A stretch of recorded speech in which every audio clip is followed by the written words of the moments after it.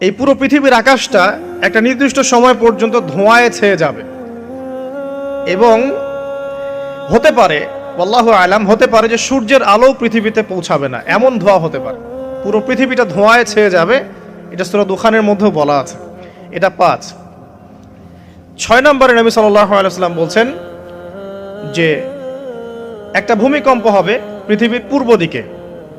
পৃথিবীর পূর্ব দিক মানে এই যে ভারত, পাকিস্তান, বাংলাদেশ, শ্রীলঙ্কা, ইন্দোনেশিয়া, ঠিক আছে, এই সিঙ্গাপুর, এই যে কন্টিনেন্ট, মালয়েশিয়া, এটা পৃথিবীর পূর্ব দিক।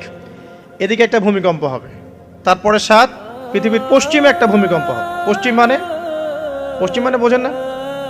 পশ্চিমা বিশ্ব না, সৌদি আরব না, পশ্চিমা বিশ্ব, ব্রিটেন, ফ্রান্স, জার্মানি, তারপরে এই যে রাশিয়ান কন্টিনেন্ট, হ্যাঁ, ইউক্রেন, এদিকে আপনার আমেরিকা, এই পুরো পশ্চিমা বিশ্ব, এখানে একটা ভূমিকম্প হবে বড়।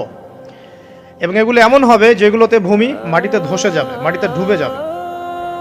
ভূমিকম্প না, ভূমিধস।